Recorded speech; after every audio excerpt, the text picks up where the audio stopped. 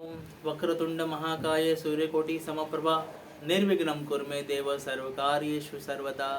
ओम गोरक्षजालं दर्शटपटाश्य अड़भंग कानिफ मच्छिंदराध्यः चौरांगी रेवाण भर्ती संज्ञा भूम्या भुवुर्नवनाथ सिद्धः अलख दातार निरंजन हरि ओम तत्सत श्री गुरुदेव दत्त। ओम कर्पूर गौरम करुणावतारम संसार सारम भुजगेन्द्रहारम सदा वसन्तं हृदयारविन्दे भवं भवानी सहितं नमामि भवं भवानी सहितं नमामि भवं भवानी सहितं नमामि।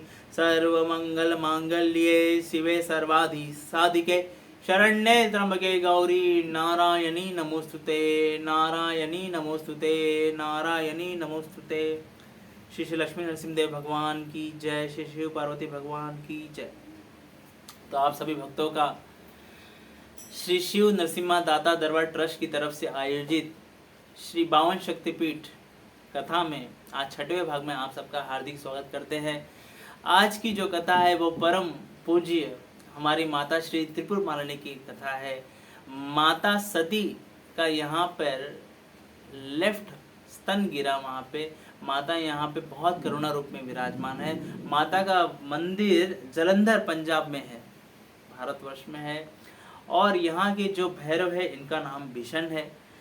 त्रिपुर मालिनी शब्द का अर्थ होता है त्रिपुर, मतलब जो 3 तरीके से त्रिगुणात्मक है, सतोगुण रजोगुण तमोगुण, ये 3 गुणों से परे है और अपने भक्तों को सतोगुणी रजोगुणी तमोगुणी तीनों तरह की शक्ति प्रदान करने में समर्थ है। त्रिपुर ये शब्द हो गया। मालिनी शब्द का अर्थ होता है मालकिन, जो इस भूलोक, ये भूलोक के ऊपर और भूलोक के नीचे पातालोक, तीनों जगत की मालकिन है, उन्हें त्रिपुर मालिनी कहा जाता है। और माँ के संदर्भ में बहुत प्यारी कथा आती है कि माँ के दरबार में तीनों तरह के लोग जाते हैं, पुरुष, स्त्री और किन्नर। किन्नर इसके लिए जाते हैं क्योंकि किन्नरों की जो देवी है माता यल्लमा, माता रेणुका, उन्होंने इस स्थान पर विशेष रूप से तपस्या की है। यहाँ पर भगवान परशुराम ने भी तपस्या की है। यहाँ पे बड़े बड़े ऋषि महर्षि गंधर्व यहाँ पे तपस्या की है। इसके लिए यहाँ पे बहुत बड़ी जागृत शक्तिपीठ है। और यहाँ पे जो सबसे दिलचस्प कथा ये है कि एक बार भगवान शिव, भगवान भोलेनाथ बहुत कठोर तपस्या कर रहे थे और तपस्या करने के बाद उनके बदन से एक तेज निकला। तो भगवान ने देखा कि ये जो तेज निकल रहा है, अगर ये जमीन में पड़ जाए तो ये जमीन फट जाएगी। जैसे भगवान भोलेनाथ ने एक बार अपनी जटाओं को उठा के ऐसे जमीन पर रखा तो वहां से वीरभद्र प्रकट हो गए। तो आप सब जानते हैं वीरभद्र ने क्या किया। सती महारानी की जो पिताजी दक्ष प्रजापति थे, जिन्होंने भगवान शिव के बारे में गलत कहा, माता पार्वती माता सती के बारे में गलत कहा, तो उनका ही वध कर दिए थे। तो भगवान भोलेनाथ ने सोचा कि ये तेजमय चीज है, अगर जमीन पे रखा जाएगा तो कहीं ना कहीं ऐसा कोई प्रकट होगा जो सृष्टि में कुछ प्रलय कर सकता है।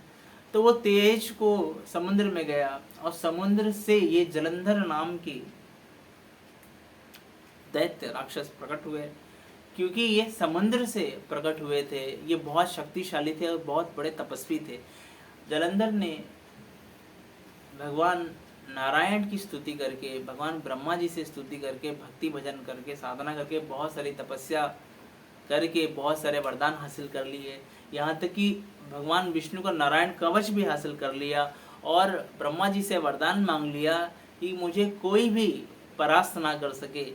तो ब्रह्मा जी ने कहा, देखो जलंधर, मरना तो एक दिन सबको है, अमर का वरदान तो मैं किसी को नहीं दे सकता। हाँ, मैं इतना कह सकता हूँ कि तुम्हारी मृत्यु होगी तो भगवान भोलेनाथ से होगी, अन्यथा किसी से नहीं होगी। तो जलंधर ने जैसे ही इतने सारी सिद्धियां हासिल करी, इतने सारे वरदान हासिल किए, तो उन्होंने सारे भूलोक को अपना गुलाम बना लिया, अपना सेवक बना दिया। इंद्र के पास पहुंचे, इंद्र के जितनी भी रानियां थी उनको परेशान करने लगे। सारे जितने भी त्रिभुवन में सुख है सब छीनने लगे, सारे राज्य छीनने लगे, त्राहिमाम लोग करने लगे। परेशान हो गए कि जलंधर मरेगा कैसे। तो भगवान नारायण ने भगवान भोलेनाथ से कहा कि हे नारायण, हे श्री महाकाल, कृपया करके इस दुष्ट का आप संहार कीजिए, क्योंकि सृष्टि का पालन करने से लेकर संहार करने तक हमारे भगवान महाकाल ही सब पे कृपा बरसाते रहते हैं। तो जलंधर का प्रकोप इतना हो गया कि एक बार माता लक्ष्मी के पास गया और माता लक्ष्मी को कहा कि हे नारायणी, मैं आपसे विवाह करना चाहता हूँ, क्योंकि मेरे पास आज कुबेर का खजाना है, आज मेरे पास स्वर्ग की अप्सराएं हैं, स्वर्ग की सारी संपत्ति है। परंतु माता लक्ष्मी ने बड़े चतुर रूप में कहा कि हे जलंधर, तुम ये नहीं जानते कि मैं समुद्र की कन्या हूँ और तुम्हारा जन्म भी समुद्र से हुआ, तो हम तो भाई बहन हो गए, तो मुझसे विवाह ना करो, आप पार्वती के पास चले जाओ, क्योंकि पार्वती ही माता दुर्गा है, माता कामाख्या है, माता त्रिपुर मालिनी है। तो ये जलंधर माँ के दरबार में गया, माता पार्वती के पास गया और शादी का प्रस्ताव रखा। माता ऐसे ही आग बबूला हो गई और माता ने श्राप दिया कि तुम जिस तरह औरतों को परेशान कर रहे हो, हमारा श्राप है, तुम्हारी मृत्यु के कारण तुम्हारी औरत ही बनेगी।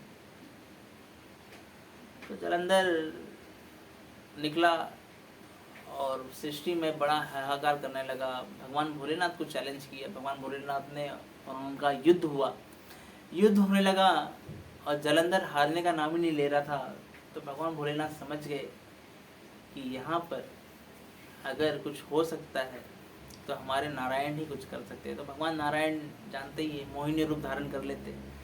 तो भगवान नारायण बहुत अच्छे स्वरूप में, जलंधर स्वरूप में, वृंदा उसकी जो महारानी थी, वाइफ थी, धर्म पत्नी थी, उसके पास पहुँचे और ये कहा कि हम विजय हो चुके, हम जीत चुके।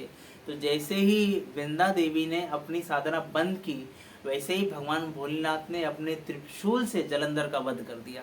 जैसे ही जलंधर का वध हुआ, सृष्टि में एक खुशबू छा गई और माताएं, जितनी भी देवियां थी, भगवान भोलेनाथ के ऊपर पुष्प वर्षा करने लगी और जितने भी इंद्राणी थे, देवी देवता थे, शंख बजाने लगे, कीर्तन करने लगे, भगवान महाकाल की जय जयकार करने लगे।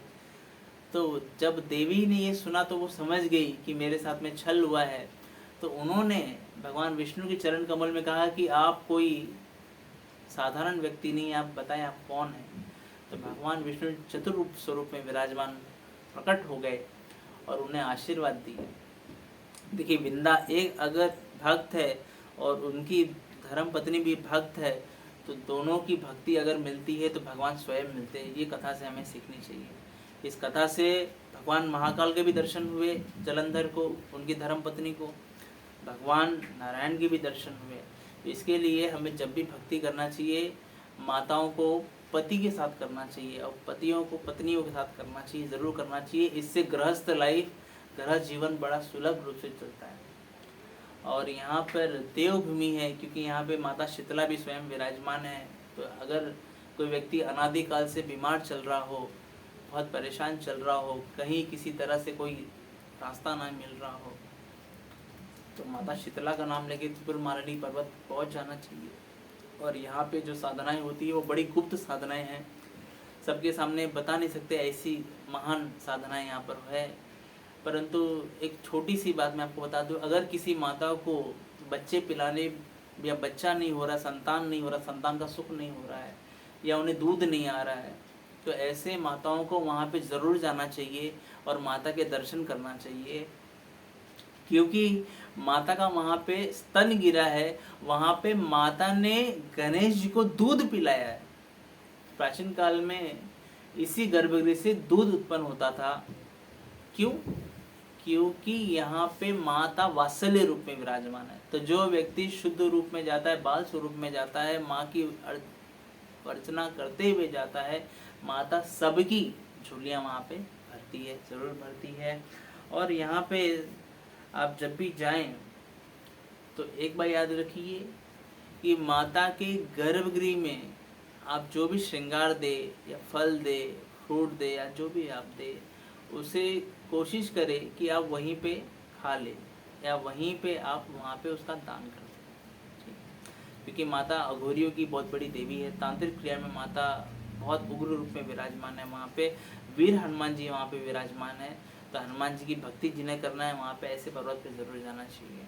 तो माता रानी से प्रार्थना है कि माता रानी आप सबको कुशल मंगल रखे, और आप जितने भी दर्शक यहाँ बैठे हैं, जितने भी भागवत या जितने भी भोलेनाथ माता पार्वती के चाहने वाले हैं, कृपा करके इस वीडियो को ज़रूर सुने, श्रवण करें, औरों को भी श्रवण कराएं। लाइक कीजिए, हमारा चैनल नरसिंह दरबार सब्सक्राइब कीजिए, बेल आइकन पे प्रेस कीजिए, इसे शेयर कीजिए, और माता रानी की हम सब सेवा कर सके, पूरे विश्व में माँ का प्रचार कर सके, कृपा करके हमें ऐसा आशीर्वाद दे। माता के चरणों में कोटि कोटि वंदन प्रार्थना करते हैं। जय माता दी, जय नरसिम्हा, जय श्री महाकाल।